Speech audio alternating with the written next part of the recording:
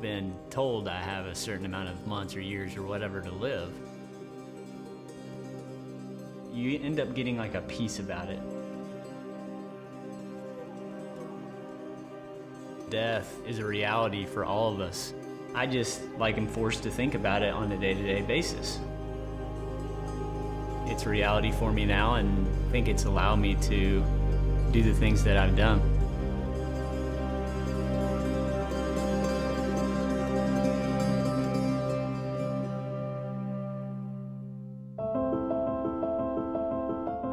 I think I met Nathan third grade, Miss Hall's class, and Nathan was the guy that would show off by doing back handsprings all the way across the playground.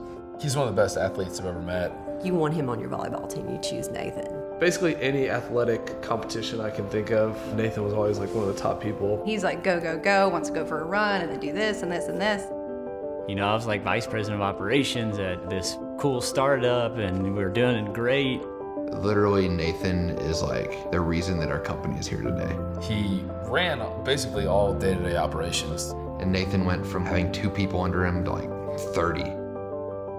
Everything kind of was really, really good for a couple of years, and it was kind of even a little bit scary because you're like, how can we both love our jobs and have a healthy baby? You know, like be so happy. It was like the first full work day in our new office space. It was a big kind of moment in the history of the company, and then suddenly this crazy thing happened. And I stood up, and all I remember is just spinning in circles and then just like blackout. And my mom called and said, Nathan's had 3 seizures. We don't know what's happened. He was on a stretcher going out, and he was having his 3rd seizure. And they said that was the worst thing. So yeah, I mean, I remember it very vividly, and I've never really witnessed anybody having a seizure, let alone, you know, your husband, so. And I woke up with like a breathing tube down my throat. I got a little piece of paper and wrote, you know, why the seizures. And she was like, well, they found a mass in your brain. I said, how large is this tumor? And he said, I'd say baseball size. Yeah, they were like, we can tell that it's fast growing and it's cancerous. And that's really all we knew initially. At that point, it was a really weird kind of out-of-body experience. Kind of like the room just, you know, it was just kind of like a vacuum, and I couldn't hear. You know, it did kind of feel like the clock stopped a little bit. I just wanted it out. I knew I wanted it out. Nathan, what do you have on? My party hat. So June 19th, I got it resected. That's the tumor, all that bright area is the stuff that's the part that's growing too fast. And let me see if I can find the exact, so that's what it looks like now, just a big hole. Oh my okay. gosh. But we were waiting on the diagnosis for like a week. Unfortunately, it came back like as a grade 4 glioblastoma.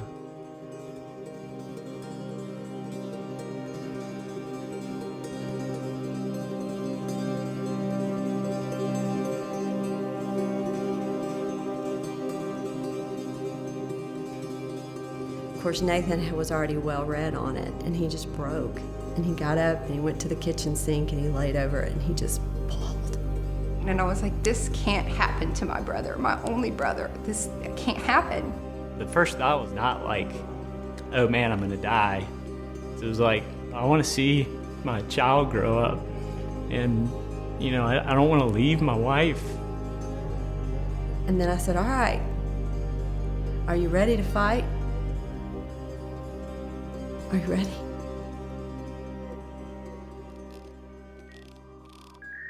I went straight to the medical journals, and I was like, all right, what can I do to help improve this diagnosis?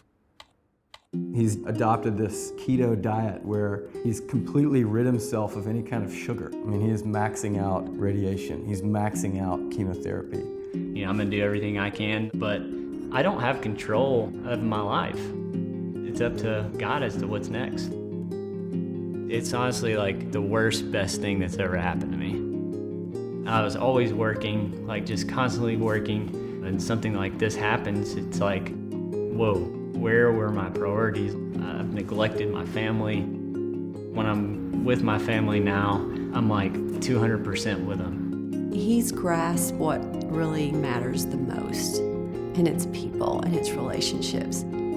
He's becoming everything I would ever want him to be in the midst of a horrible situation. I think I would just be kind of knocked off my feet if this happened to me, where he's just kind of like taking it and running with it, literally. I guess like in December is really when I started training for the half marathon. After his surgery, we would go on walks, and he could barely walk around his dad's neighborhood. It was like a half-mile loop, and I would just be winded. And now, to see him running 13 miles, I mean, it's just a big accomplishment for him. It gives him something else to focus on and to work towards.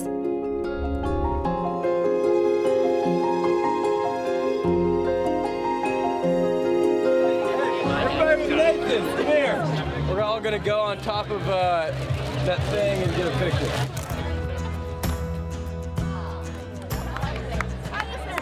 We have about 40 to 50 people from bellhops that are all running the half marathon. So getting people to do this was very easy. I mean, it was just yes after yes after yes.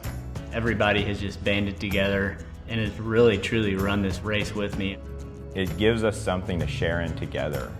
There's a connection you have with people when you experience pain with them. Just kind of bonds everybody. I'm so glad I'm not doing it. He's probably the most prepared for this race than any of us. He's going full speed, that's for sure. You can't not run in it because it's too hard or whatever, because Nathan's running in it and he has brain cancer. And he's going through chemo. Yeah. Like, he's gonna win this thing. That's how determined this guy is. He's gonna beat all of us, probably.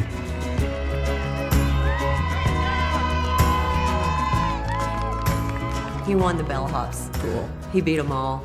The closest guy was 8 seconds behind him. So he won.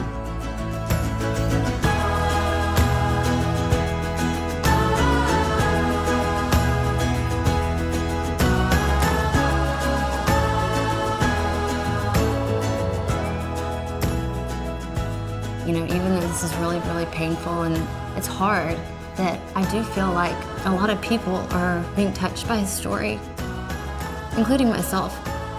I don't have pity for myself, like, oh, I've got 15 more months to live. It's like, hey, just enjoy life. It's just such a finite period of time in respect to eternal life.